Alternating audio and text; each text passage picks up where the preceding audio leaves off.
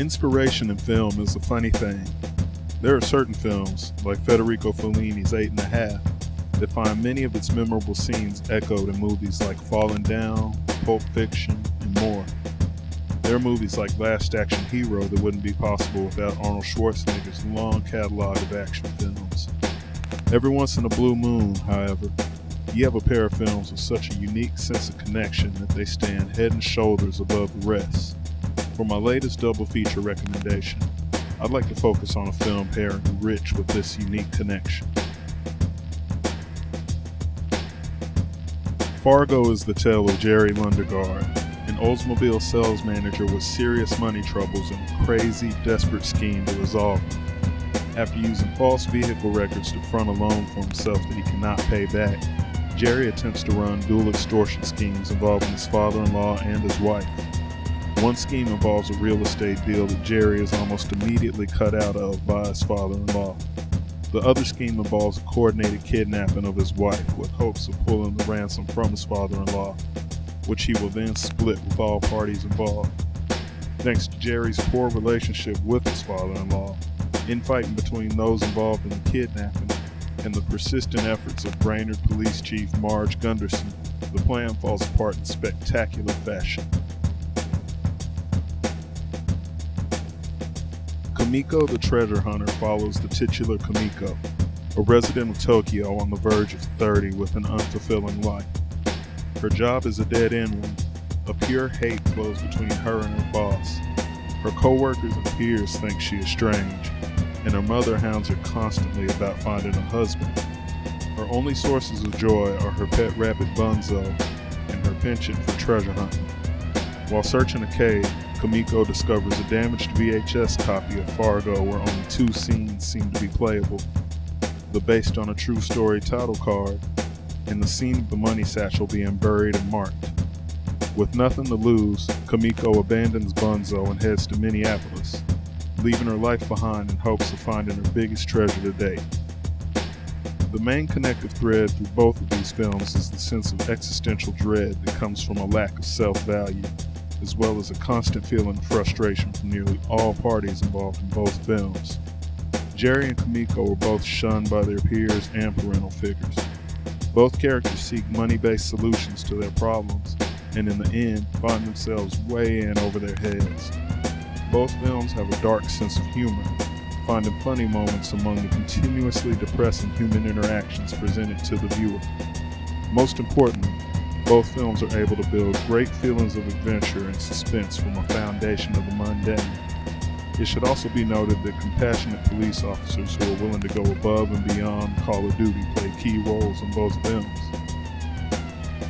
For all the similarities found between these two films, not to mention their direct connection with lore, the differences really bring the uniqueness out of the pairing. The most noticeable difference would be the language barrier, with Fargo famously embracing and popularizing the Minnesota accent, while Kumiko is mostly in Japanese, with touches of Chinese and English. Jerry lets anger and a sense of futility propel him through the events of Fargo, while Kumiko is much more of an aimless and carefree wanderer, which flies squarely in the face of her demanding and expectant world. While both films are essentially wrapped up as a tragedy for our respective protagonists, one could argue that the ambiguity of Kumiko leaves room for the possibility of a happy ending, although when examined closer, it is perhaps the more tragic ending of the two films. Fargo is almost completely devoid of music, save for a singular piece of scored music and a few diegetic song clips, while the score of the Octopus Project shines in Kumiko. The cultural impact, commercial and critical success of Fargo is undeniable. The film was written, directed, and produced by the Coen brothers in 1995, and during its 1996 premiere at the Cannes Film Festival, and not only won the Prix de la Mise en Scène, or Best Director award, but was nominated for the prestigious Palme d'Or. It received 7 Academy Award nominations, including Best Picture, and was honored with the Best Actress Award for Frances McDormand's iconic performance, as well as a Best Original Screenplay Award. The film was named one of the 100 Greatest American Films by the AFI in 1998, and it was selected for preservation in the National Film Registry in 2006 by the Library of Congress. The film even became the basis for a critically and commercially successful spin-off TV show of the same name.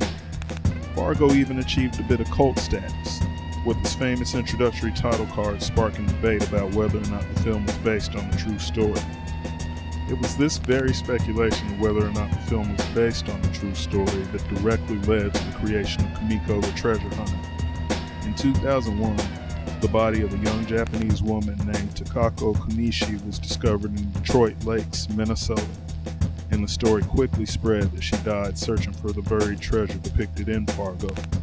This convergence of fiction and tragedy became the basis for the Zellner brothers' creation of Kumiko, and after combining forces to write the film, David Zellner took the helm as director.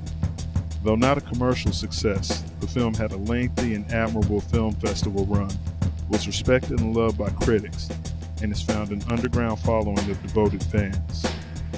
This double feature pairing is the kind that is tailor-made for lovers of film and the magic that it can create. The fact that a film such as Fargo can be so good that it inspires a film as good as Kumiko the Treasure Hunter is a feat upon itself, and certainly a feat that deserves recognition. The next time you're looking to kill some time with a pair of movies, I highly recommend jumping into Fargo, followed by Kumiko the Treasure Hunter. Thank you for tuning in to Doom on Film. Please like the video and subscribe, and leave a comment sharing your thoughts on this pairing, or any other thoughts you may have about film.